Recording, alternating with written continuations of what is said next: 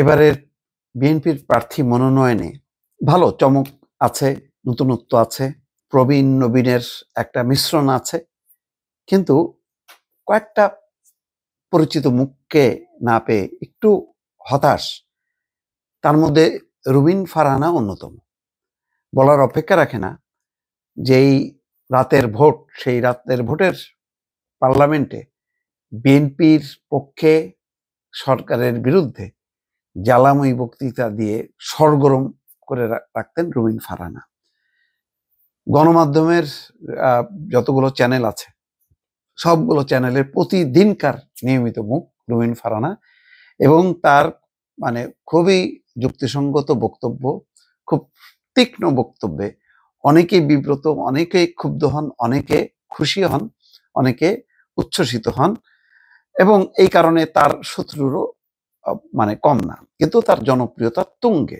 তিনি তার মানে ফ্যান ফলোয়ার অগণিত, তার বক্তব্য লক্ষ লক্ষ মানুষ শোনে।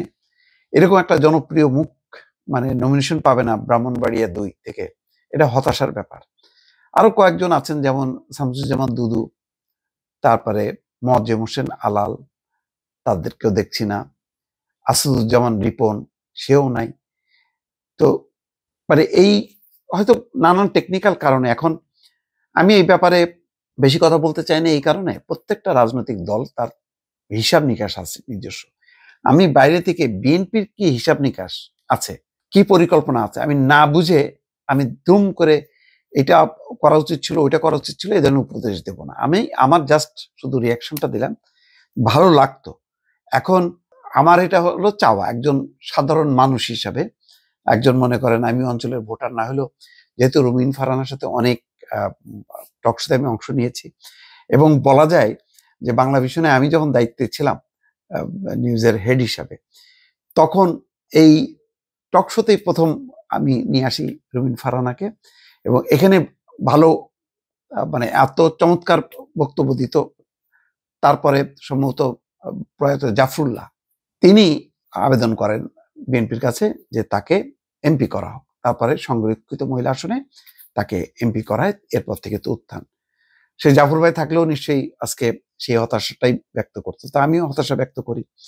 এর মধ্যে তার এমপি মানে সংসদের অবস্থান, তার রাজনৈতিক অবস্থান নিয়ে অনেক রকম বাদ প্রতিবাদের মধ্য দিয়ে দলের মধ্যে অনেক রকম গ্রুপিং আছে, সেই গ্রুপিং এ বেশ কোণঠাসাই থাকেন রুবিন ফারহানা। তো তারপরেও তার একটা অবস্থান আছে, সার্বিক অবস্থান আছে, সেটা নিশ্চয়ই দলের ভারপ্রাপ্ত চেয়ারম্যান অনেক কিছু বিবেচনা করেছে। রুবিন ফারহানা যদি সরাসরি তাকে মানে এই নির্বাচনে তিনি সরাসরি ভোট নাও করতে পারেন, স্কোপ আছে, মহিলাদের সংরক্ষিত আসন আছে, তিনি সেই মানে অ্যাকোমোডেট করা সম্ভব হবে। তো এখানে যেটা বোঝা যাচ্ছে যে রুবিন ফারহানা সেখানে সম্ভবত জোটের ইসলামী কোনো রাজনৈতিক দল মাওলানা কি জুনায়েদ আল হাবিবি, তাকে মনোনয়ন দেওয়া হয়েছিল, তাকে হারাইছে, এবং এটাও বোধহয় সম্ভবত কোনো একটা ইসলামিক দলের কোন একটা প্রার্থীর জন্য এটা রাখা হয়েছে। যদি জোট হয় তখন রুবিন ফারহানাকে প্রার্থীতে এখন ঘোষণা করে পরে উইথড্র করাটা সম্ভব হবে না।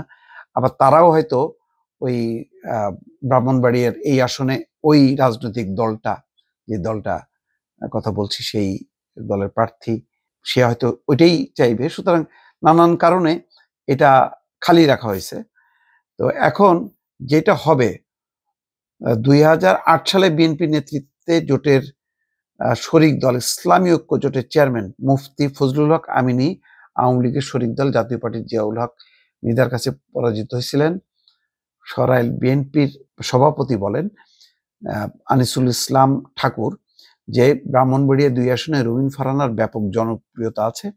এখানে জোটের শরিক কাউকে মনোনয়ন দেওয়ার পর রুবিন ফারহানা স্বতন্ত্র প্রার্থী হলে জোটের প্রার্থী জামানত হারাবেন, যেমনটি হয়েছিল নবম জাতীয় সংসদ নির্বাচন। এখানে 70% দলীয় নেতাকর্মী রুবিন ফারহানার পক্ষে থাকবেন।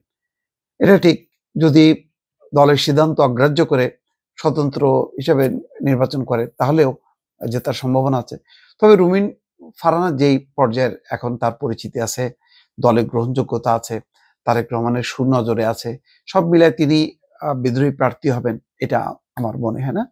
কিন্তু ভালো হতো এক সরাসরি নির্বাচনে তাকে যদি প্রার্থী করে নিয়ে আসা যাইতো, তাহলে আমিও অন্তত ব্যক্তিগতভাবে খুশি হতাম।